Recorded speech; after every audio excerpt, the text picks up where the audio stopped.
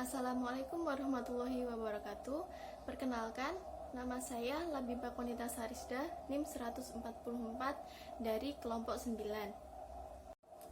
Jadi di kelompok saya, kelompok 9 akan mempresentasikan mengenai komoditas padi yang ada di Indonesia. Yang akan kita bahas dalam presentasi kali ini yaitu yang pertama ada potensi padi yang ada di Indonesia. Lalu yang kedua ada kondisi existing yang ada di Indonesia. Lalu yang ketiga permasalahan ketidakstabilan padi yang ada di Indonesia. Dan yang terakhir yang keempat yaitu kebijakan pemerintah dalam menangani permasalahan produksi padi yang ada di Indonesia tersebut. Jadi yang akan kita bahas dalam presentasi kali ini yaitu yang pertama ada potensi padi yang ada di Indonesia. Produksi padi nasional atau padi yang dihasilkan oleh negara Indonesia ini terus mengalami peningkatan dalam setiap tahunnya. Bahkan negara Indonesia pernah menjadi negara yang mencapai swasembada pangan pada tahun 2008, yakni menembus angka 60 juta ton gabah kering giling atau GKG. Tidak hanya di tahun 2008 Indonesia mengalami peningkatan dalam produksi padi.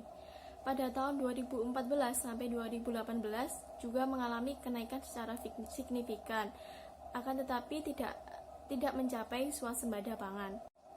Hal ini dikarenakan produksi padi yang dihasilkan diikuti dengan tingkat konsumsi beras yang setiap tahunnya itu juga meningkat.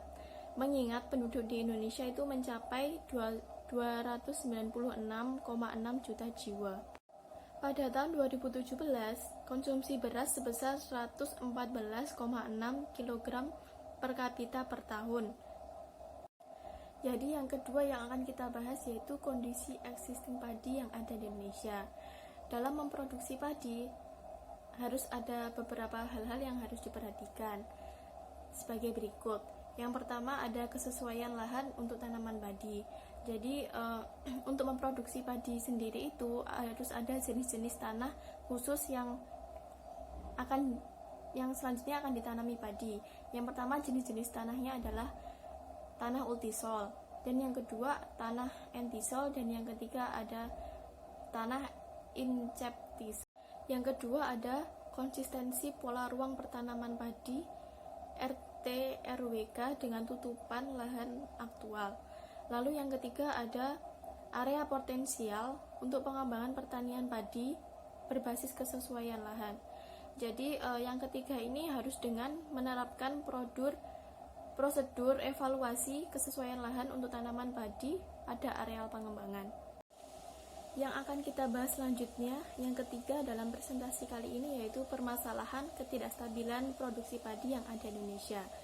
Ada beberapa permasalahan yang ada di Indonesia saat ini, yaitu yang pertama, sektor pembangunan produksi padi yang hanya terpusat di Pulau Jawa.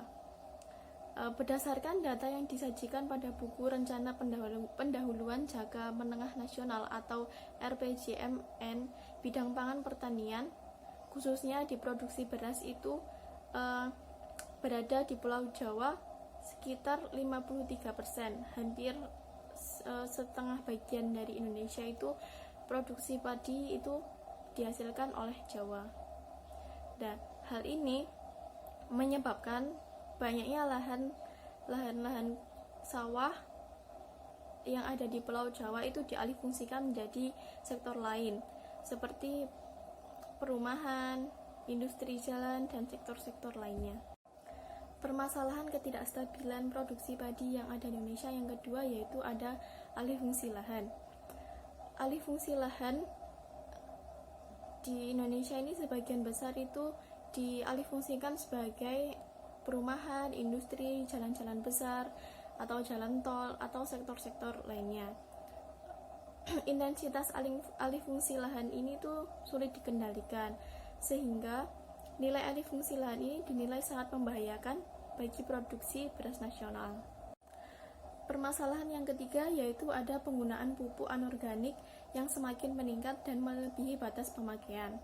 Hal ini penggunaan pupuk organik secara berlebihan ini bukan hanya menyebabkan penurunan kuantitas saja, akan tetapi menyebabkan lebih tingginya harga jual beras nasional daripada harga beras impor, sehingga minat masyarakat Indonesia terhadap produksi beras nasional ini semakin menurun, dan beras nasional tidak dapat bersaing dengan beras impor. Yang terakhir yang akan kita bahas dalam presentasi kali ini yaitu kebijakan pemerintah dalam menangani permasalahan komoditas padi yang ada di Indonesia. Yang pertama, kebijakannya yaitu ada memanfaatkan lahan gambut dan pasang surut secara optimal. Lalu yang kedua ada pembangunan lahan dan irigasi. Lalu kebijakan yang ketiga adalah memberikan berbagai intensif antara lain berupa dukungan dan jaminan harga jual produk dengan menetapkan harga dasar, subsidi sarana produksi, kredit bersubsidi, dan air irigasi bersubsidi. Sekian video penjelasan dari saya mengenai komoditas padi yang ada di Indonesia. Kurang lebihnya saya mohon maaf. Jangan lupa untuk di-like, komen, dan subscribe video ini. Terima kasih. Wassalamualaikum warahmatullahi wabarakatuh.